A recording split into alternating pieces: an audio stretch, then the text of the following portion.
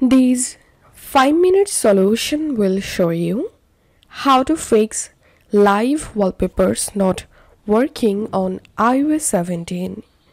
Follow these simple steps to fix this issue.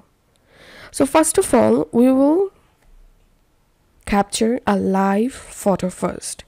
To do that, open your camera app, select photo and enable live option from here. Now I'm going to capturing a photo. Now open the photo and